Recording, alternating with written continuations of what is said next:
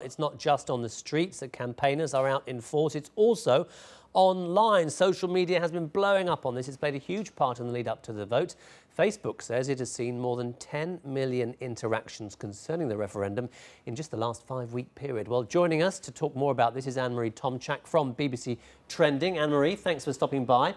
I guess we want to know online who's winning.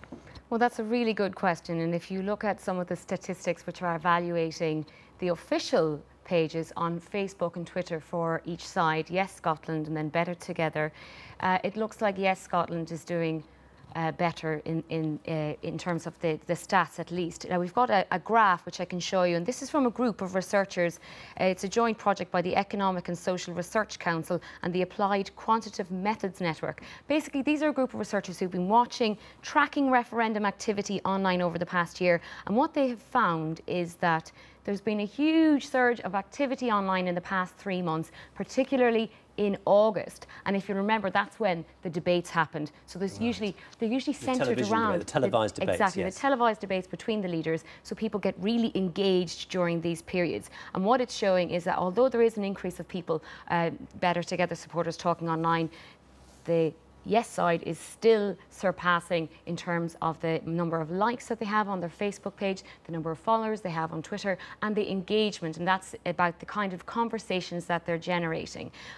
However, it's important to say that that is only just a stat on the official pages. There are so many different platforms being used here, and there are huge grassroots movements on both sides, lots of unofficial campaigners too. So I think it's important to take these statistics with a pinch of salt. Yeah, at the end of the day, the only statistic that really going to count is the figures we get on Friday. But I mean, I know what you mean. On Facebook, some of my friends, Yes voters, you know, they are kind of really passionate about it. I don't want to get involved in the debate because anything I say might be jumped on regardless of what I think. But it's sort of intuitive, really, to think that maybe the Yes campaign will be more impassioned. It's quite hard to get fired up about, you know, hey, vote no. Well, when you're trying to keep things the same, it's harder to get impassioned. Although and when people the Better Together campaign say it's not the same. Yes, well, yeah, exactly. But when you're looking for a bigger change, then it's more likely to see more passion. And the SNP, the Scottish National Party, has been well known for being very sophisticated on social media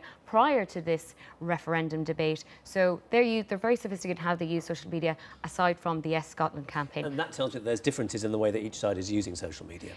There are differences, but it's interesting when you look at how social platforms are also really taking in on this referendum.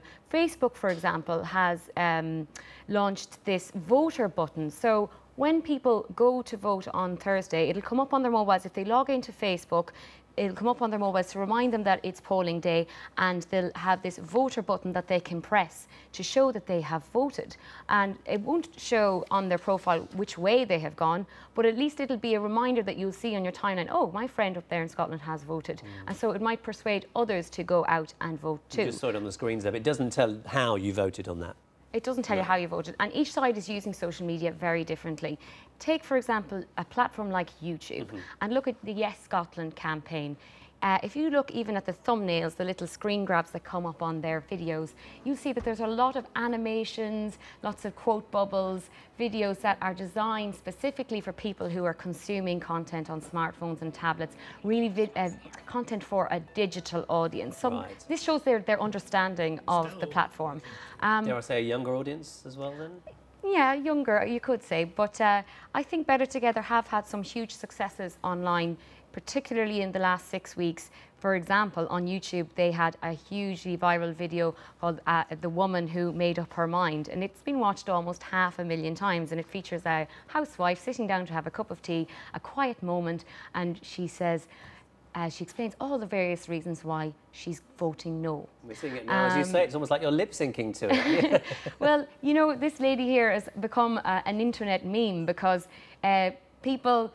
she was a bit like Marmite. People either loved or loathed her, and she resulted in a number of spoofs and spin-offs online. We had other videos being posted by Yes supporters, say, for example, a man with a beard dressed up in a red blouse in his kitchen talking about why he was voting no, but in a very irreverent way. So she's inspired a lot of activity online. A lot of people loving her and loathing her in equal measure as well. Now, it's not just people in Scotland who are talking about this, Oh is no, this has been talked about all over the world. I think particularly in the last few weeks. For example, I was in Spain last week and was there during the mass demonstrations that happened in Catalonia. In Catalonia, yes. Catalans 500,000 people very descended on closely as well. Barcelona, and they're hoping to seek independence as well.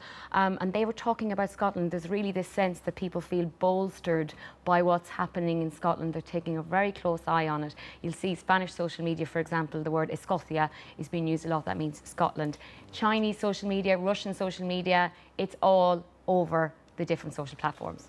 And so what are the kind of trends map? What is that telling us? The trends map basically shows you where some of the hashtags are trending. Now, we've got one here which just uses one of the most popular hashtags, IndieRef, which is a hashtag which has been used about 5.6 million times since the beginning of this year.